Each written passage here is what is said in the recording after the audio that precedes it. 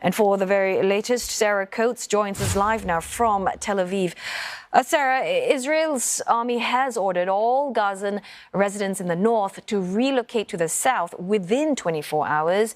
What do you know so far? I mean, how close are they to an actual ground offensive? Hi there, Otelli. Well, look, you can just only imagine the chaos and the panic sweeping through the coastal enclave right now. This order came through at midnight local time last night. It is now 10 a.m. in the morning. So far, these people have had 10 hours to begin moving. But the United Nations says it is simply not possible to move more than 1 million people from Gaza City, move them north, these people that are north of Wadi Gaza, which is the river that separates the north and the south, to the south of this coastal enclave. It is completely destroyed at the moment. Even 750 more airstrikes on so-called Hamas targets overnight. Entire neighbourhoods have been turned to rubble.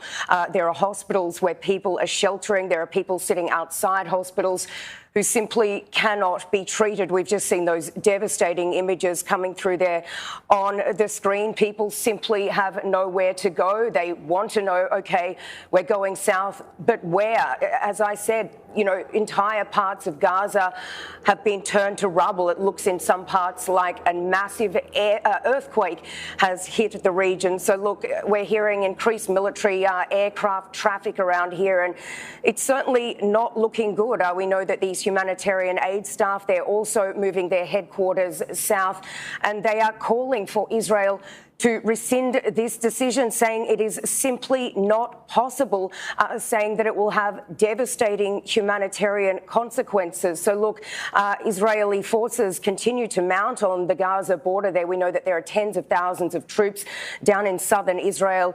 Entire areas have been shut off for military operations. And, you know, even though the IDF hasn't given a specific time for this potential ground operation, this time frame that it has given these people in Gaza City does suggest that it is pretty imminent. And Sarah, it's an impossible task with that deadline, 1.1 million people to leave within 24 hours. And when we worked out the math, that would sort of involve 45,000 people per hour. So not exactly possible to carry out this evacuation order on this scale. But in terms of this massive relocation, as it sort of happens in drips and drabs, how is it going to affect the ongoing humanitarian crisis in Gaza? Well, look, Otelli, the situation there is grim, to say the very least. This blockade was imposed at the beginning of this week. It's now Friday. So these people have been basically cut off from electricity. They've been cut off from fuel.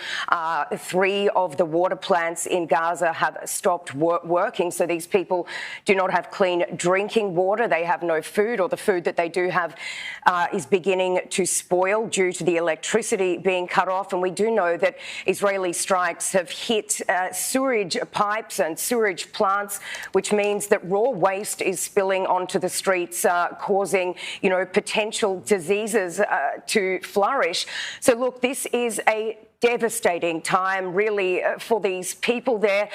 No humanitarian corridor has yet been established. All of the calls from aid groups, humanitarian groups, to establish a corridor into Egypt have been rejected. Egypt says that won't be happening, and so does Israel. So basically, these people have been left to have been hung out to dry. This is an enclave that is home to more than 2.3 million Palestinians. And we do need to remember it is one of the most densely populated areas in the world.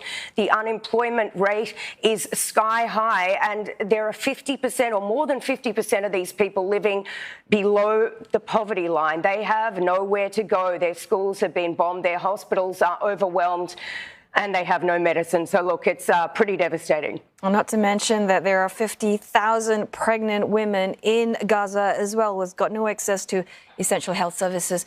Thanks very much for that report, Sarah Coates in Tel Aviv.